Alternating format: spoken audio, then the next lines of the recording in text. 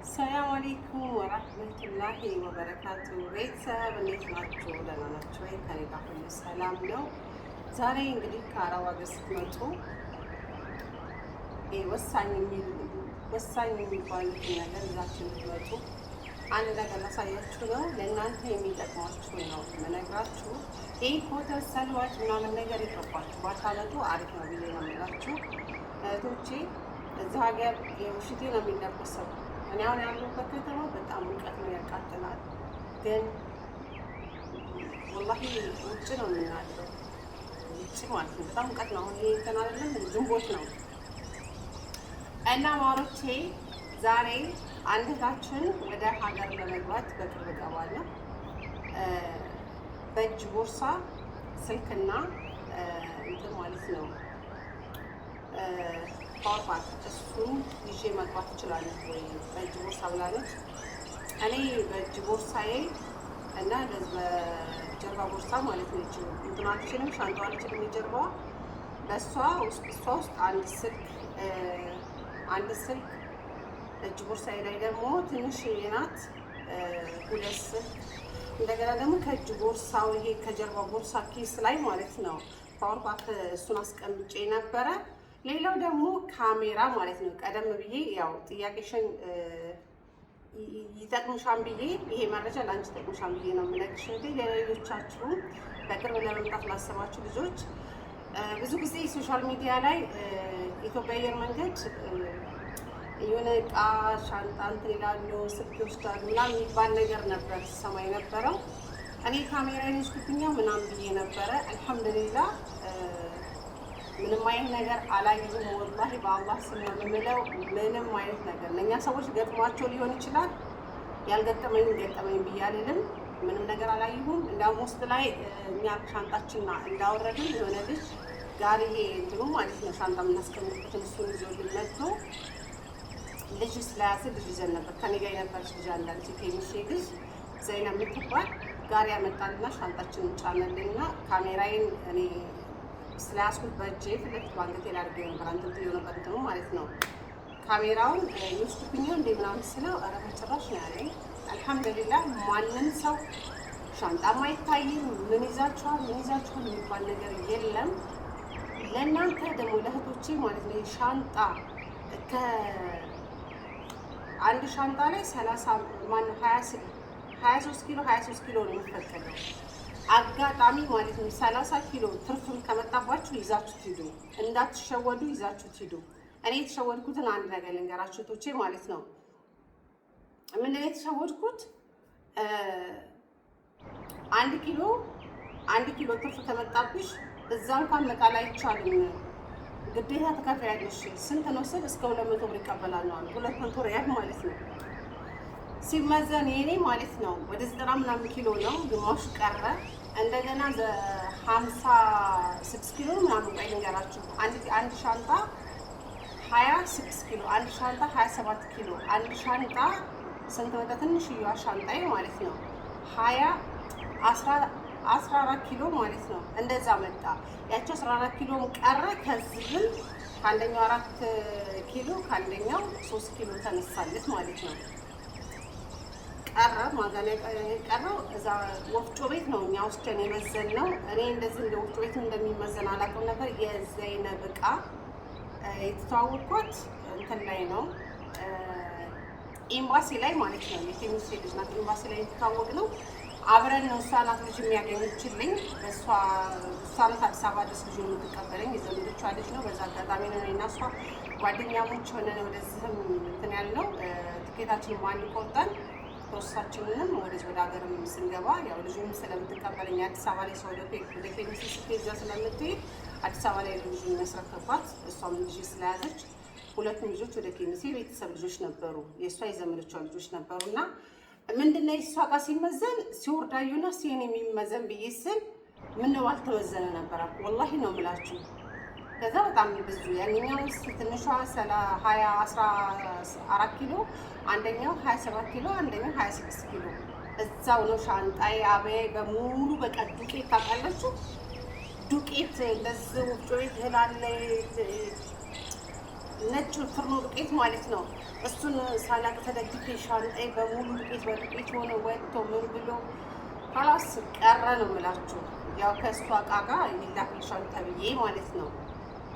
እንዳታበዙ ብዬ ነው የምላችሁ እህቶቼ። ግን እንደው እንጃ አላውቅም። ይህ ለእናንተ የምነግራችሁ ነገር እዛ ቦታ ላይ ሲከፈል ዋናው የምነግራችሁ እዛ ቦታ ላይ ሲከፈል የነበረው በአንድ ሻንጣ በትልቅ ሻንጣ እቃ ሞልተው ማለት ነው 30 ኪሎ የሚሆን ምንም 300 ብር የሚቀበሏቸው 300 ሪያል። ወላሂ በጣም አሪፍ ነው። እኔ እንዴት እንደቆጨኝ ተመልሶ እንዳመጣው ወቅት ሰዓት የለንም። ገብቷችኋል እህቶቼ? በጣም ነው ስህተት የሰራሁት። ሻንጣይ መመዘኑ እንዴት እንደቆጨኝ መቅረቱ እንዴት አላስመዘንኩት ቢሆን እኮ እንዳለ ጭኝ ሄጄ እኔ እዛ ዝርዝር ብርን ትንሽ ይዤ ነበረ እዛው ላይ ልከፍል ነበረ።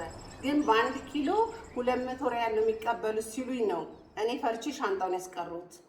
ገብቷችኋል? ይዛችሁት ግቡ፣ ችግር የለው። የሚመለስ ከሆነ ሰዎች ሳሉ ይመልሱላችኋል። ግን በአንድ ሻንጣ የሚቀበሉት ሙሉ ሻንጣ ትልቅም ሆነ ምንም ሆነ እኛ ከፍለናል። የማን የህፃናቶቹ ማለት ነው። አንዳንድ ሻንጣ የህፃናቶቹን ለአንዱ ልጅ ዘይነብ ለያዘችው ልጅ 300 ሪያል፣ ለአንደኛው 300 ሪያል ከፍለናል። ይሄን ነው። ሌላ 46 ኪሎ አልፎልኛል ማለት ነው የራሴ። እኔ ኮተት ምናምን ነገር ይዤ አልመጣሁም። የሚጠቅመኝን እዚህ ሀገር ላይ መጥቼ የሚቸግረኝን ነገር ነው ይዤ የመጣሁት። ያሉበት ቦታ በጣም ሙቀት ነው። ውጭ ነው የምናድረው፣ ወላሂ ውጭ ነው የምናድረው። 2 ቀን ቤት ብተኛ ያው ታመምኩ ማለት ነው። ይሄ ምንድነው ፋል መሩሃ ከፍተን እግሬ ያሟል። እግሬን አመመኝ። አረብ ሀገር ያልታመምኩትን ኮንዲሽነር፣ ይሄ ኮንዲሽነር ነው። በብላስተር እንደዛ አልተፈታም። በብላስተር በደንብ እንትን በሉት። ዲስካውንት ካለበት ቦታ ግዙ እና እንትን ወቅቱ ረዘም ያለ እንትን ነው ማለት ነው። አሁን 2026 ነው አለ 2028 ላይ እንዲያልቅ የሚያልቀው ነው የገዛሁት። በርከት አድርጌ ነው የዓመት ምናምን የምጠቀምበት ነው የገዛሁት። ይሄም እንደዛው ኮንዲሽነር ነው። ሎሽንም እንደዛው ነው። የረጅም ወቅቱ ረዘም ያለ ዲስካውንት ነው የገዛሁት። ለ1 ዓመት የሚጠቅመኝም በደንብ ማለት ነው። ይሄ ሻምፖ ነው። ይሄ ሻምፖ ነው። ሁሉንም አሽጌያቸዋለሁ በፕላስቲክ። ይሄ ሎሽን ነው። ረጅም ነው የገዛሁት። እንትኑ ረዘም ያለ ግዝፍ የ2 ዓመት ምናምን። ይሄም ሎሽን ነው። ትላልቁን የገዛሁት ትናንሾቹን አይደለም። በዲስካውንት ነው። እንደዚህ ነው የምታሽጉት በብላስተር ማለት ነው እህቶቼ። ይሄም ሎሽን ነው በብላስተር የምታሽጉት። ሁሉም ትላልቁን የገዛሁት ማለት ነው። በጣም ነው የሚካበደው። ቢስሚላ ይሄ ነው እኔ በጣም እንትን ያለብኝ ማለት ነው። ሎሽኖች ናቸው እነኚህ። እዚህ ጋር የሚጠቅማችሁ ይሄ ባልዚን በጣም ይገዳሙ እዛችሁ ነው። ከዚህ ጋር ሚክስ ስላደረገው ነው። እነኝህን አማና ብዬ የምላችሁ ማለት ነው። ኦሪጂናል እዚህ ሀገር ላይ ላታገኙ ትችላላችሁ። ሊኖር ይችላል፣ የሌለ ነገር የለም። ገንዘብ ነው ግን ኦሪጂናል ናቸው እቃዎች። በዲስካውንት ብዙ ኦሪጂናልና ኦሪጂናል ያልሆኑ ነገሮች አሉ ታውቃላችሁ። ቀጠን ይላል ኦሪጂናል ያልሆነ ማለት ነው። ኦሪጂናል የሆነ ወፍራም ነው። እነኝህን በብላስተር እዚህ ጋር ጥቅልል አድርጋችሁ ሻንጣ ውስጥ ስታስገቡ ምንም አይሆንም፣ ቀስቀስ አይልም ማለት ነው። በብላስተር ነው ሁሉም ለጥፍ ያመጣሁት። አሁን ፕላስተር ነው ያነሳሁት እኔ። ከዚህ ጋር ግማሹን ሚክስ ላደርግ ፈልጌ ነው። ማታ ስተኙ እግራችሁ እንድትቃቡ ውስጥ እግራችሁ ማለት ነው። አሪፍ ነው ታውቁታላችሁ እህቶቼ። እነኝህን ገዝታችሁ ነው። ሌላው ደግሞ ማለት ነው እኔ አረብ ሀገር ስቀመጥ የዶድራንት የብብት ዶድራንት የሚባል ነገር አላውቅም። አልሐምዱሊላህ እኔ ላብ ምናምን ፊቴን ነው የሚያልበኝ፣ ሰውነቴን አልበውም። ፊቴ እንደዚህ ነው የሚወርደው ማለት ነው። ስራም ደግሞ የለብኝም እኔ በቃ ሰርታ ረጅም ሰዓት 3 ሰዓት ነው ስራዬ። ረጅም ሰዓት ክላሴ ውስጥ ስለማሳልፍ እንትን አይለኝም ማለት ነው። ሌላው የሆነች ልጅ እንትን ምንድነው ሱቅ ላይ አግኝቻት፣ የጅሟ ልጅ ናት። እንትን ልትሄድ ወደ ሀገር ሄዳ ነበርና ተመልሳ መጣ። ወረቀት አላት። እስቲ ለሀገር የሚጠቅሙ ነገሮችን ብያት፣ እነዚህ ነገሮች በጣም አሪፍ ናቸው፣ ዶዶራንት ናቸው። አሁን ያሉበት ከተማ ሙቀት ስለሆነ ይጠቅማል። እኔ ይዣቸው የሄድኳቸው ሄድኩት እነኝህን ነው ብላ ምንድን ነው እሷ የጠቆመችን የ24 ሰዓቱን ግዢ ነበር ያለችኝ 24 ሰዓቱን ስንፈልጋተን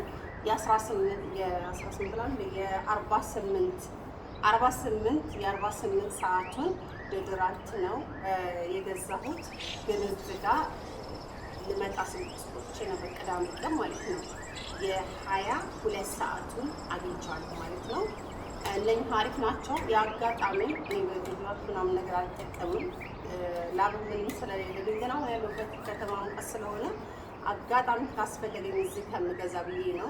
ከዛ 3 ፓባ ይዤ የመጣሁት ሽቶ እኔ በጣም ይቆጨኝ ማለት ነው።